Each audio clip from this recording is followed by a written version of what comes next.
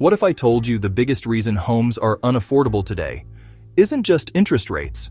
It's not just greedy sellers. It's not just investors. It's not even just inflation. The real story is something most families never see.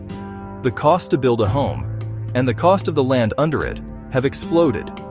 And according to data from the National Association of Realtors, construction and land costs are now doing more damage to affordability than many people realize. In this video, we're going to break this down clearly, with facts, numbers, and solutions. And by the end of this video, you'll understand why builders can't produce affordable homes anymore, why land is more expensive than the house in some cities, and what must change if average American families are going to buy homes again. Let's get into it. According to the National Association of Realtors, the median existing home price in the United States has more than doubled over the past decade. Meanwhile, the Federal Reserve reports that median household income has not kept pace, and the United States Census Bureau confirms what families feel every day. New homes are getting more expensive to build, and smaller buyers are being priced out. Here's the uncomfortable truth. Builders are not primarily building starter homes anymore. Why? Because it's nearly impossible to make money building them. Since 2020, construction costs have surged dramatically. Mortgage industry analyses show lumber prices spiked over 200% during the pandemic. Concrete, steel, drywall, and electrical materials rose sharply. Labor shortages pushed wages higher. The Federal Reserve's construction cost indices confirm this isn't temporary volatility. Costs reset at a higher level. And here's the key point: when it costs $350,000 to build a modest home, it cannot sell for $275,000. Builders operate on margins. Banks require returns. Developers must cover financing and risk. According to National Association of Realtors housing supply reports, material and labor costs now account for a significantly larger share of final home prices than they did a decade ago. That means even before land enters the equation, affordability is already strained. Now let's talk about land. In many metro areas, land costs have doubled or tripled in the past 15 years. Census development data shows that lot sizes are shrinking, but lot prices are rising. Zoning restrictions limit buildable land. Infrastructure costs are shifting to builders. In some fast-growing regions, land now accounts for 25% to 40% of the final home price. In high-demand metros, it can be even higher. Why? Because land is fixed. Population is growing. Regulations restrict density. When cities restrict duplexes, triplexes, or townhomes, they artificially limit supply of buildable units per acre. So the cost of that land gets divided among fewer homes, raising prices for each family. This is basic math.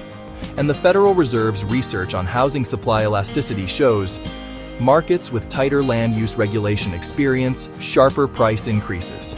Not because of greed, because of scarcity. Construction doesn't happen with cash.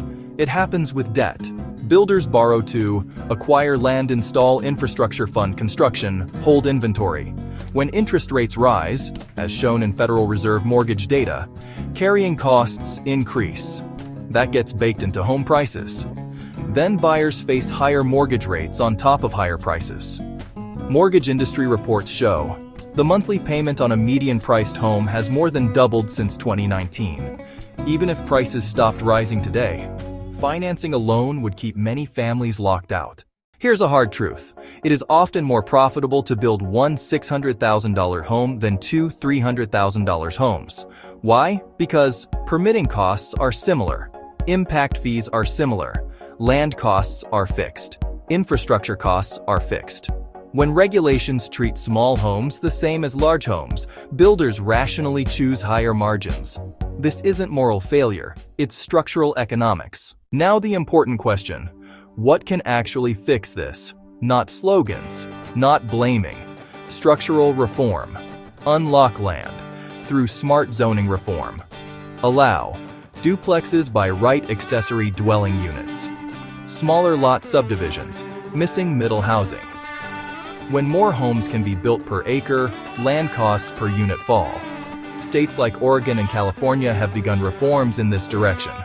but implementation must scale nationally. Encourage modular construction, panelized systems, 3D printed components, streamlined inspections.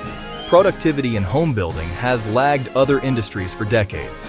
We build homes today not very differently than we did 50 years ago. That must change. Infrastructure reform. Shift infrastructure financing. Broader tax base instead of front-loaded impact fees. Public-private land banking. Transit-oriented development. Spreading costs. Lowers entry prices. Permanent affordability mechanisms. If housing is both shelter and wealth, we need guardrails. Tools like community land trusts, shared equity models, long-term deed restrictions help stabilize prices for future generations. Without structural affordability systems, cycles of boom and bust will continue. Here's the bottom line.